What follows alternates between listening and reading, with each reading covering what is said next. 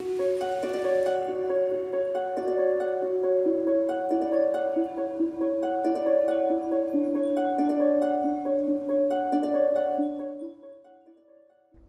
année, le carême a continué après Pâques. Nous avons dû rester confinés. Le manque de relations, de célébrations, de rencontres est devenu vraiment pesant. Nous savons que c'est le prix à payer pour éviter la propagation d'un virus qui a tué plus de 25 000 personnes en France. Et voici venir la Pentecôte à la fin du mois. Nous espérons un geste des autorités publiques pour satisfaire à la demande des évêques et des responsables des autres cultes de pouvoir nous rassembler à l'occasion de cette grande fête.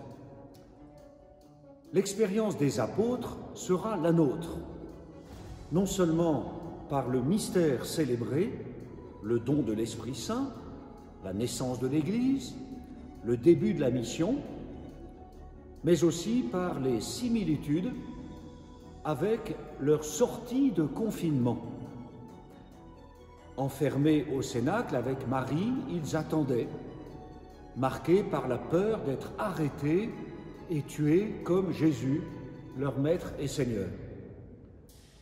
Le grand vent qui souffle sur eux les fait sortir de leur enfermement comme Jésus sorti du tombeau, et les rend capables de proclamer les merveilles de Dieu. Ils se mirent à parler en d'autres langues, et chacun les entendait dans sa langue maternelle. Sortir. Oui, nous allons sortir, avec prudence, bien sûr, de façon responsable, civique et loyale. Une église en sortie, disait le pape François. Eh bien, nous y voilà. Et c'est vraiment du concret. Nous entrevoyons l'ampleur de la mission.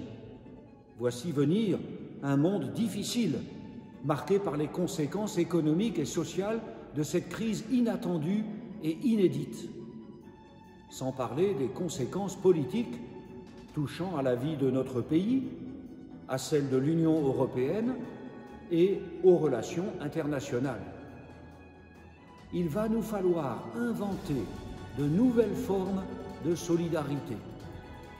Secourir non plus seulement le SDF du quartier, mais des familles entières, privées de ressources, de travail, de toit ou de nourriture. Regardons les apôtres. Une fois déconfinés, ils étaient assidus à la fraction du pain, l'Eucharistie, et ils mettaient tout en commun et partageaient en fonction des besoins de chacun. Nous lisons ça au 2e chapitre des Actes des Apôtres. Il nous faut donc apprendre à vivre en fraternité locale pour écrire les actes des apôtres du XXIe siècle.